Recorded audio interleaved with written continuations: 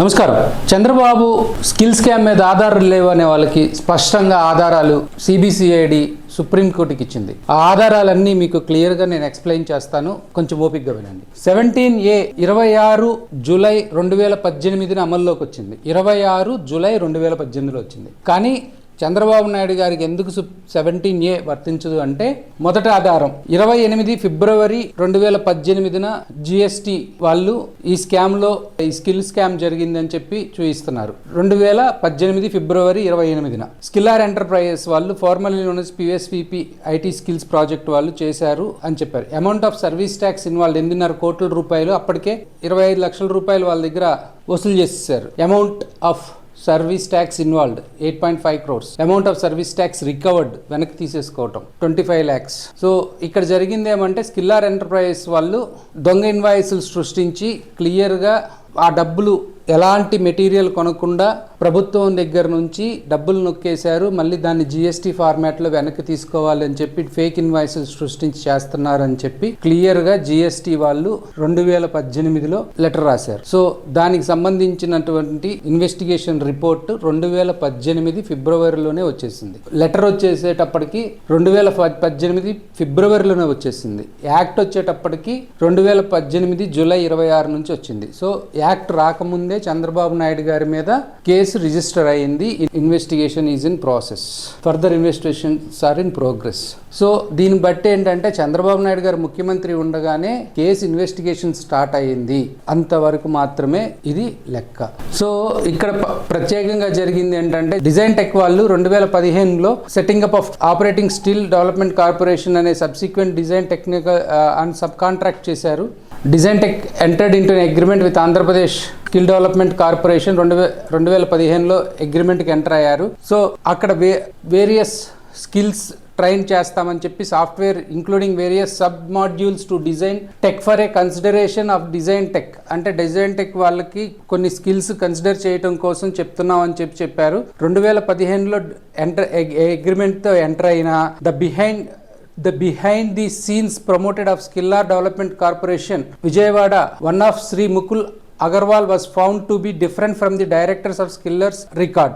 అంటే ఎవరైతే రికార్డులో ఉన్నతను వాస్తవంగా ఉన్నతను వేరు అని చెప్పి Mukul Agarwal found to be different అని చెప్పి వాళ్ళ ఇన్వెస్టిగేషన్లో తేలింది. అలాగే at the start Skiller was shown being operated from a different address. Skiller development ఏదైతే ఉందో అది ఫస్ట్ వేరే అడ్రస్ నుంచి ఆపరేట్ అవుతుందని చూపించారు, కానీ అక్కడ ఆ అడ్రస్లో లేదు. స్క్రూటినీ చేసినప్పుడు they have purchased the software training including various submodules largely from Allied Computers International Asia నుంచి కొన్నారు. వాళ్ళు సీమెన్స్ నుంచి కొనలేదు, ఇక్కడ కొన్నారు అని చెప్పి చెప్తా ఉంది డాక్యుమెంట్. సో సీమెన్స్కి సంబంధం లేదు, సాఫ్ట్వేర్కి ఎక్కడెక్కడ నుంచో కొన్నారు. సో దాని కొన్నదానికి 7.14 కోట్లు ఇన్వాయిసెస్ ఇష్యూ చేశారు ఏసీఐ నుంచి, అది దొరికిపోయారు. ఇక్కడ ఇంకొకటి చెప్తుంది ఏమంటే, ACI and other companies had not paid the service tax amount shown in their invoices to the government. ACI కానీ ఇంకా అదర్ కంపెనీస్ ఏవైతే ఉన్నాయో వాళ్ళందరూ కూడా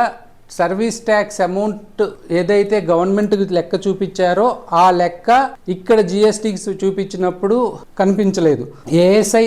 ACI also declared as a shell company by other agencies, as can be seen from the list of 16,794 shell companies as prepared by the Ministries of Affairs.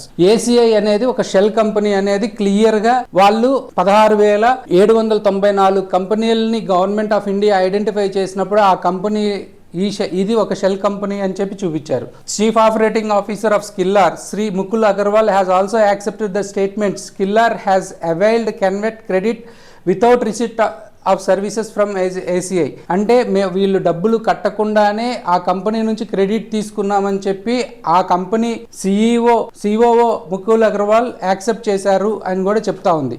So ఈ operations సంబంధించినంత వరకు 8.5 కోట్లు without receipt or proper input invoice లేకుండా which is to be recovered them under provisional rule of 14 నుంచి వాళ్ళ దగ్గర వసూలు చేయాలన్నారు. సో ఇక్కడ ఏం చెబుతున్నారంటే 5/2/2018 inform that they have paid 25 lakh rupees towards inadmissible CENVAT credit so availed. ప్రభుత్వం దగ్గర నుంచి అవైల్ చేసుకున్నటువంటి జిఎస్టీని 25 లక్షలు వెనక్కి ఇచ్చేసాం 5వ తారీఖు ఫిబ్రవరి 2018 అని చెప్తున్నారు.